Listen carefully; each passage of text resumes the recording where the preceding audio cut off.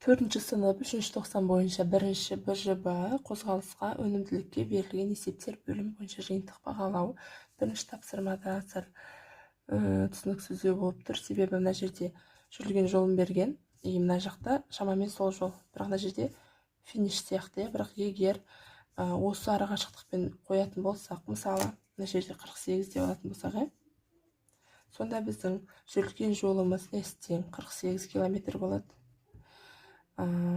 Енді жылдамдығы V 6 км/сағ деп тұр, және бізге осы жердің уақытын табу керек болса, біз формуласы S бөлінген V, яғни 48-ді 6-ға бөлсек, жауабы 8 сағат шығады екен. Екінші тапсырмада суретте велосипедші жаяу адамның қозғалыс графигі берілген. Осы графикті пайдаланып, осы сұрақтарға 4 сұраққа жауап жазамыз. Мына жерде X өсі T сағат, Y өсі S километр деп берілген. Бірінші жаяу адамның жылдамдығын табу керек. Бізге жылдамдықты табу үшін S және T деген шамалар керек. Мына жаяу адамның уақытын қарайық. Ол 2 мен 3-тің арасы, демек 2,5 сағат.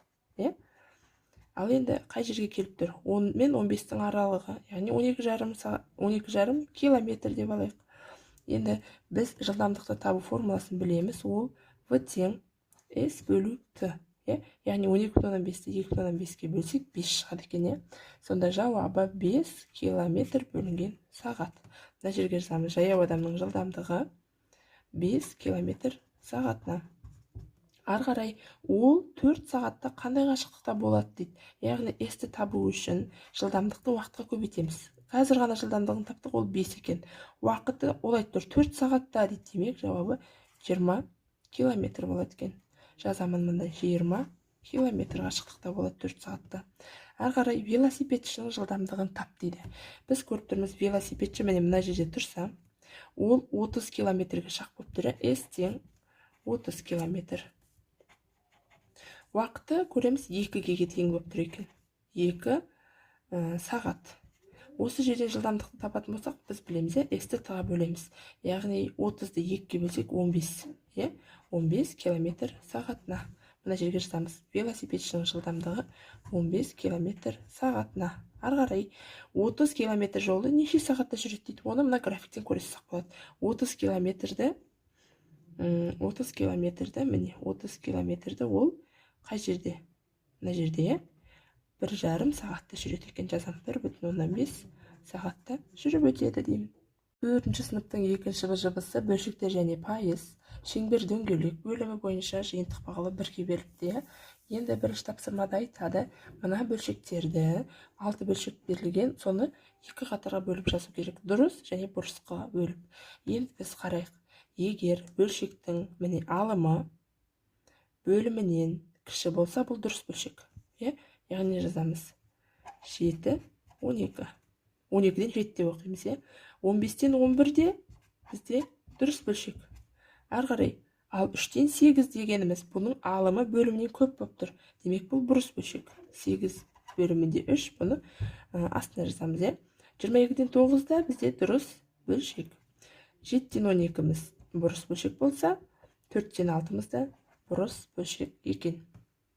Келесі тапсырмада аралас санды бұрыс бөлшектерінде жазу керек.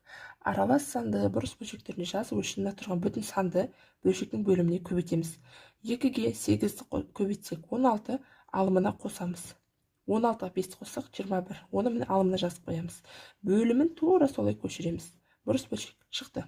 Енді мына екінші тапсырмада керісінше бұрыс бөлшекті аралас санға бөлу керек, айналдыру керек. Яғни 14-ті 6-ға бөлсек біз білеміз.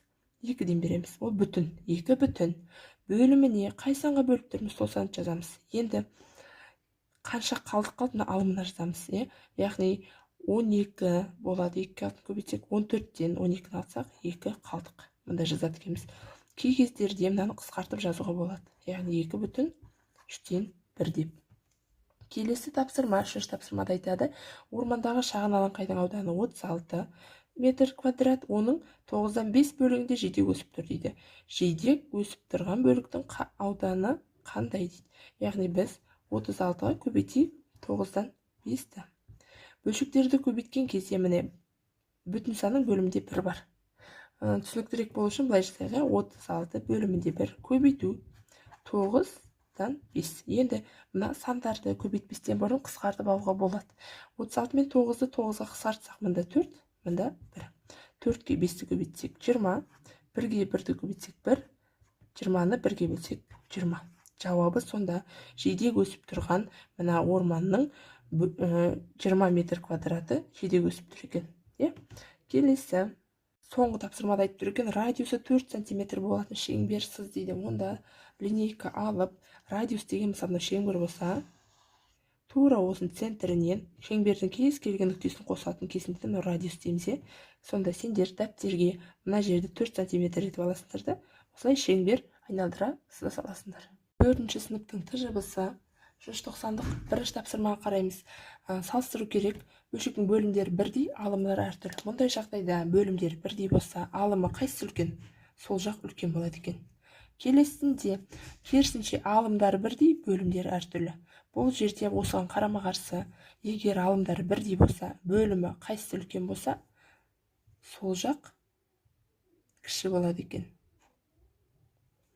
Яғни 4-ті 9-ға бөлгеннен 4-ті 6-ға бөлген көбірек болады екен. Келесі, мына жерде қосып керек. Қарап тұрсақ, мыналардың бөлімдері бірдей. Оны 14-ке 14 қоспаймыз, 14-ті бір рет қана жазамыз. Қайталанып тұрған бөлімді бір рет жазамыз, алымдарын қосамыз, яғни 8-ге 3-ті қоссақ 11 екен. Амында азайту тура солай. Бөлімдерін 24-те бір рет жазамыз, 21-ден 6-ны азайтамыз, 15. Есеп шықты. Келесі, берілген шамалардың 1%-ын тапты. Демек, 300 сантиметрдің 1%-ы, кез келген санның пайызын табу үшін осы санды, мысалы 300-е 100-ге бөлейік. Сонда оның 1% шығады. 300-ді 100-ге бөлсек 3. Сонда 300 сантиметрдің 1%-ы 3 сантиметр екен. Келесі, 17 мың теңгенің 1%-ы қанша болады екен? Тура жаңағыдай 17 мыңды 100-ге бөлеміз.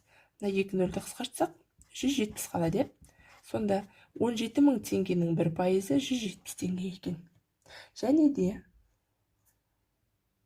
келесі, дүкенге 156 килограмм балық әкелінді дейді. Оның 3/1 бөлігін сазан балықтар, дүкенге қанша килограмм сазан әкелді дейді. Жаңағыдай қанша екен табу үшін 156-ны көбейтеміз 3/1-ге.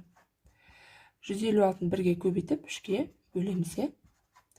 15-тің ішінде 3 5 рет бар, 6-ның ішінде 3 2 рет бар. Сонда жауабы дүкенге 52 килограмм сазан әкелініпті. 4 балл берілетін тапсырма екен бұл. Соңғысы былай дейді. Егер мына тапсырмада бетеді, 2 баспахана бірдей өнімділікпен жұмыс жасай отырып, барлығы 8640 кітап басып шығарды дейді. Егер бірінші баспахана 7 күн, ал екіншісі 5 күн жұмыс жасаса, онда әр баспахана неше кітап шығарды дейді. Біз оны білу үшін 8640-ты бөлсек болады. Мына 2-ін қосамыз, яғни 7-ге 5-ті қосамыз, 12 болады. Сонда 8640-ты біз 12-ге бөлеміз. Сол кезде неше шығады? Баған түріне бөліп көрейік. 86-ның ішінде 12 7 реттен бар десек, 7 2 14, 401 ойда 7 1 7 ойдағымен 8. 86-ды 84 тасақ 2, мына 4 түседі. 24-дің ішінде 12 2 рет бар. Көбейтсек 24, ал мына 0 мына жерге түседі. 720. Сонда әр бір күнде бізде 720 кітап басып шығарылған. Ал енді 7 күннің, 5 күннің қанша кітап шығарғанын табу үшін оңай. Яғни 720-ны көбейтеміз 7-ге, және 720-ны көбейтеміз 5-ге. Сонда 720-ны 7-ге көбейтсек 5040 шығады екен. Және 720-ны 5-ге көбейтсек 3600 шығады екен. Мына жерге 7 күнге жазамыз қанша деп, мына жерге 5040 деп, және мына жаққа 3600 кітап деп жазады екенбіз.